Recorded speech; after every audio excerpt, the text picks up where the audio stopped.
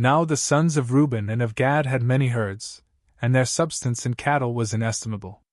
And when they had seen that the lands of Jazer and Gilead were suitable for feeding animals, they went to Moses, and to Eleazar the priest, and the leaders of the multitude, and they said, Adaroth, and Dibon, and Jazer, and Nimrah, Heshbon, and Elili, and Sebam, and Nebo, and Beon. The land, which the Lord has struck in the sight of the sons of Israel, is a very fertile region for pasturing animals. And we, your servants, have very many cattle. And so we beseech you, if we have found favor before you, that you give it to us, your subjects, as a possession, and that you not cause us cross the Jordan. And Moses answered them, Should your brothers go to battle, while you sit here? Why do you subvert the minds of the sons of Israel, so that they might not dare to cross into the place which the Lord will give to them? Did not your fathers act in the same way, when I sent them from Kadesh Barnea to explore the land?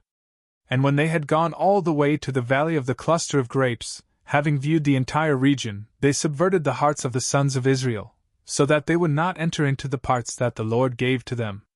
And being angry, the Lord swore an oath, saying, These men, who ascended out of Egypt, from 20 years and above, will not see the land, which I have promised under an oath to Abraham, Isaac, and Jacob. For they were not willing to follow me. Except Caleb, the son of Jephunneh the Kenizzite, and Joshua the son of Nun, these have fulfilled my will. And the Lord, being angry against Israel, led them in a course through the desert for 40 years, until the entire generation, which had done evil in his sight, was consumed. And behold, he said, You have risen up in the place of your fathers, the offshoots and the nurslings of sinful men, in order to augment the fury of the Lord against Israel.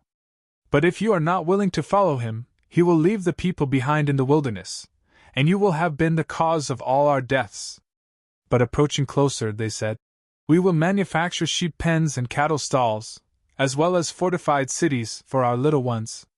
But we ourselves will continue on, armed and girded for battle, before the sons of Israel, until we lead them to their places.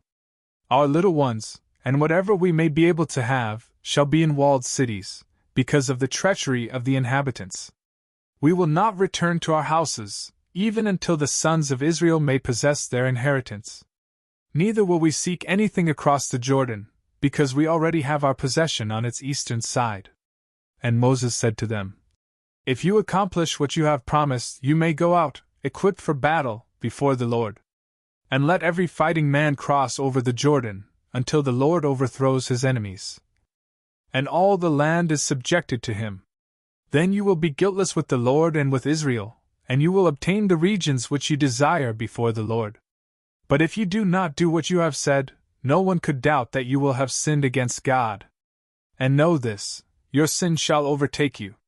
Therefore, build cities for your little ones, and pens and stables for your sheep and cattle, and fulfill what you have promised. And the sons of Gad and of Reuben said to Moses, We are your servants, we shall do what you, our ruler, orders. We will leave behind our little ones, and our wives, and the sheep and cattle, in the cities of Gilead. And we, your servants, all well equipped, will go forth to battle, just as you, our ruler, has spoken.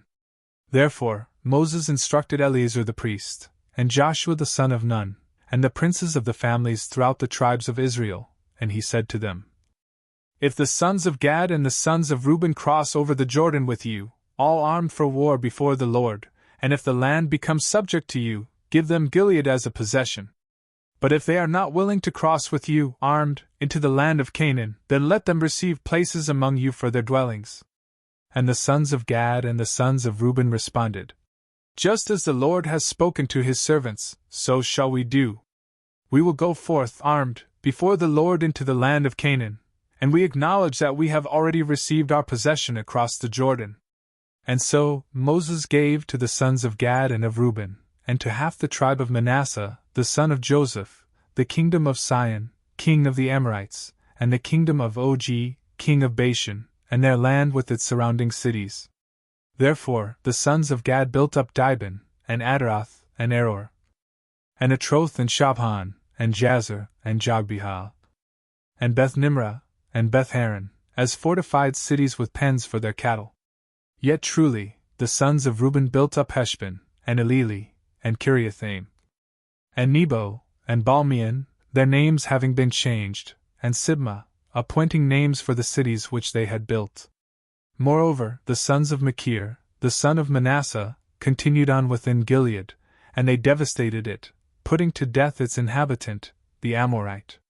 Therefore, Moses gave the land of Gilead to Machir, the son of Manasseh, and he lived in it. But Jair, the son of Manasseh, went out and occupied its villages, which he called Havoth Jair, that is, the villages of Jair.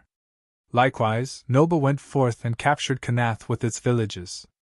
And he called it by his own name, Noba.